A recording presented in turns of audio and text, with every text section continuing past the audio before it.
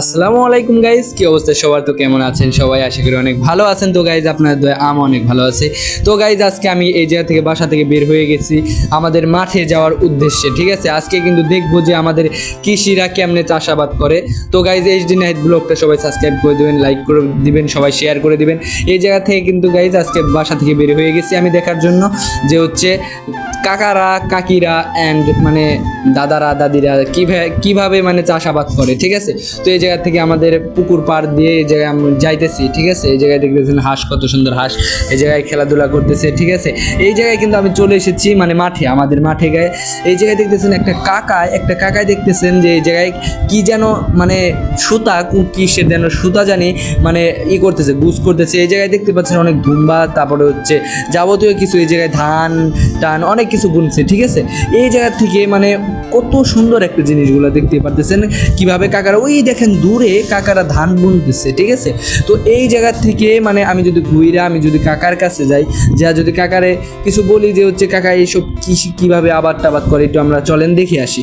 ঠিক আছে, এই জায়গায় দেখতে পারতেছেন কত সুন্দর মাচার মতো সৃষ্টি করে এই জায়গায় কিন্তু আমাদের গাছগুলা বুনেছে। ঠিক আছে, এই জায়গায় কিন্তু দেখতেছেন কত বড় একটা ধুম্বা হয়ে গেছে। তো এই জায়গায় অনেক সুন্দর দেখেন মাচার মতো কি সুন্দর করে শুলার মানে মাচা বানিয়ে তারপরে কত সুন্দর করে ধুম্বাবাদ করছে। এই জায়গায় দেখতে পারতেছেন যে বাঁশ কিন্তু গাড়া আছে, কেন বাঁশ গাড়া ছাড়া ধুম্বার মানে ওই মাচাটা তৈরি হবে না। ঠিক আছে, এই জায়গায় সুতা অনেক সুন্দর করে গেঁথে তারপরে সুন্দর করে বেঁধে তারপরে কিন্তু কাকায় দেখতেই পারতেছেন এই জায়গায় কিন্তু ধুম্বাগুলো আবাদ করছে। ঠিক আছে, তো এই জায়গা থেকে কাকায় দেখতে পারতেছেন কত সুন্দর করে মানে সুতাগুলো আগে ঠিক করে নিতেছে। কাকারে আমি জিজ্ঞেস করলাম কাকা এগুলো আবাদ করেন কেমনে? কাকাই বলতেছে যে দেখো আমি কেমনে আবাদ করি।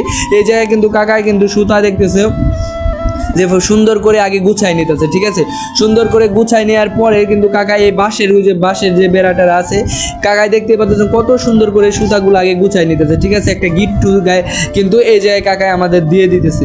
ঠিক আছে, এই জায়গায় কিন্তু কত সুন্দরভাবে দেখতে পারতেছেন এই জায়গায় কিন্তু গাছ গুছালি কত সুন্দর ঘাসগুলা মানে সুন্দর লাগতেছে। কত এই যে দেখতে পারতেছেন বাঁশের ভিতরে কেমনে কিন্তু কাকাই কিন্তু কেমনে যে বাঁধতেছে। ঠিক আছে, মানে গিট্টু দিতেছে আর কি।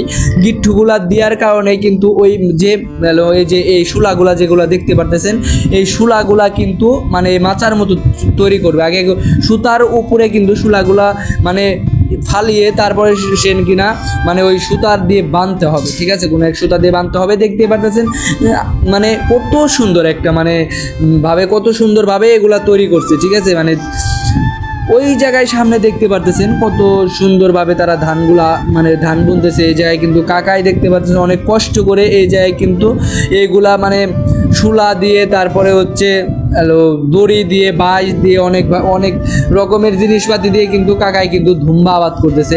এই জায়গায় দেখতে পাচ্ছেন ধুম্বাতে কিন্তু কলি চলে আসছে। ঠিক আছে, কত সুন্দর সুন্দর এই জায়গায় দেখেন কত সুন্দর হলুদ একটা ফুল। ঠিক আছে, এটা কিন্তু ধুম্বার ফুল, আপনারা দেখতে পাচ্ছেন এটা কিন্তু ধুম্বার ফুল। ঠিক আছে, তো এই জায়গা থেকে গাইজ আমি যদি আপনাদের এইটা দেখাই যে হচ্ছে কাকাই কেমনে কি করতেছে, যে হচ্ছে কেমনে এগুলা আবাদ করতেছে, এইগুলা যদি দেখাই তো গাইজ আরো ভালো হয়। তো আপনারা দেখতেই পারতেছেন গাইজ এই জায়গায় কিন্তু কত সুন্দরভাবে কাকা এগুলা মানে লাইন বাই লাইন এই জায়গায় কিন্তু কাকা এই যে এই শোলাগুলা বসাইছে। ঠিক আছে, কত সুন্দর দেখা যাইতেছে মানে লাইন বা লাইন এই জায়গায় কিন্তু কাকাই একটার পর একটা মানে শোলা বসাইছে। তারপরে দেখেন কাকাই কত সুন্দরভাবে সুতাগুলা মানে প্যাঁচ থেকে মানে সুন্দরভাবে প্যাঁচ থেকে এই জায়গায় কিন্তু দড়িগুলা মানে সুতাগুলা টান করতেছে, টান করে আগে বাঁধতেছে। যে সুতাগুলা দেখতেছেন এই সুতাগুলা টান করে আগে বাঁধতেছে। ঠিক আছে, বাঁধার পরেই কিন্তু এই জায়গায় মানে গিট্টু দেওয়ার পরেই কিন্তু এই জায়গায় কিন্তু কত মানে সুন্দরভাবে মানে 3টা লাইন করতেছে কাকায় সুতার।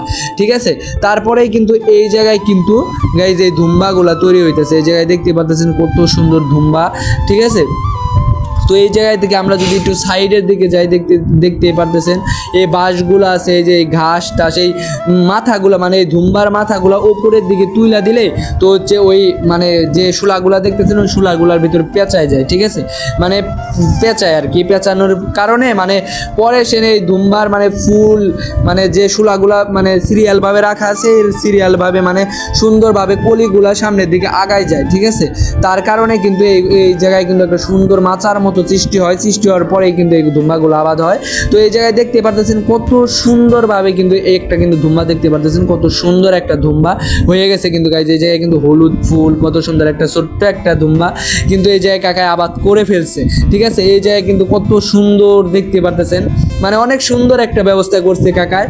হ্যাঁ, তো গাইজ কৃষি আবাদের এই জায়গায় কিন্তু সার কীটনাশক, কাকারে আমি জিজ্ঞেস করলাম কি কি মানে ব্যবহার করা হয় এতে, কাকায় বলতেছে অনেক রকমের সার, মাইটা সার, তারপরে অনেক রকমের সার আছে যেগুলো কাকায় ব্যবহার করছে, ঠিক আছে। কাকারে আমি কিছুক্ষণ আগে জিজ্ঞেস করলাম কাকা এইটার ভিতরে কি কি ব্যবহার করা হয়, তো কাকা বলতেছে অনেক রকমের সার ব্যবহার করা হয়, অনেক রকমের বিষ ব্যবহার করা হয়। এগুলা যেগুলা ঘাসগুলা দেখতেছো এইগুলা ঘাস আগে মাইরা দিতে হয়, মানে হচ্ছে পুরা ঘাস, মানে পুরা বিষ নামে একটা বিষ আছে, যে বিষ দিয়ে এই ঘাসগুলা দেখতে পারতেছো এই ঘাসগুলা মাইরা দিতে হয়। কাকা দেখতেছো অনেক সুন্দরভাবে গিট্টুগুলা দিয়েছে, ঠিক আছে। গিট্টুগুলা দেওয়ার কারণে কিন্তু এই মাছাগুলা তৈরি হবে। কাকাগুলা মানে ওই সাইডে কিন্তু আগে করে ফেলছে, 2 লাইন বাকি আছে কাকার এখনো।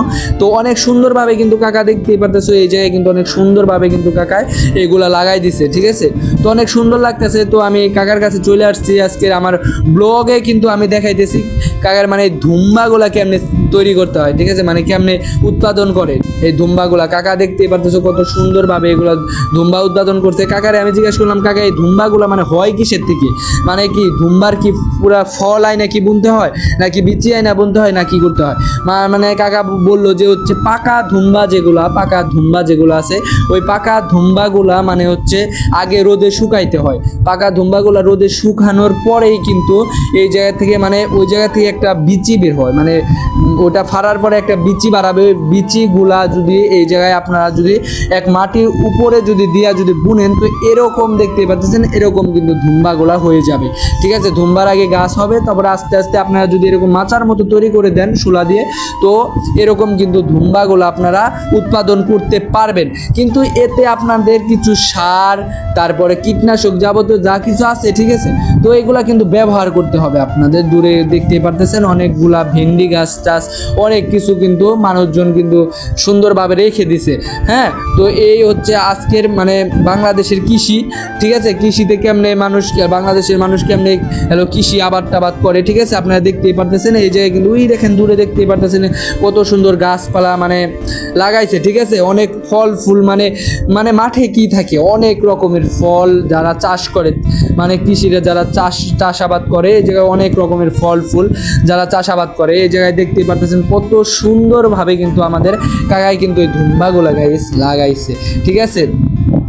কাকা আমার আরও বললো, ঠিক আছে, যে বাঁশগুলা লাগাইতে হবে, কারণ যাতে জানি এই মানে মাচাটা জানি শক্ত থাকে, ঠিক আছে।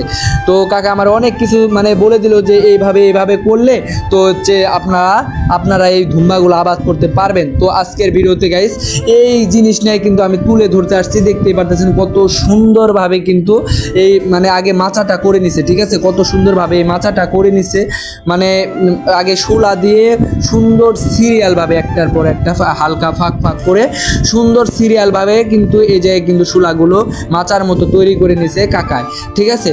তো কাকা কিন্তু দেখতেই পারতেছেন কত সুন্দরভাবে এই জিনিসগুলো লাগাই নিছে। তো ধুম্বা কিন্তু অনেক সুন্দরভাবে এই জায়গায় কিন্তু আমাদের কাকায় ধুম্বাগুলো আবাদ করছে। তো যাই হোক অনেক ভালো হয়েছে, ঠিক আছে।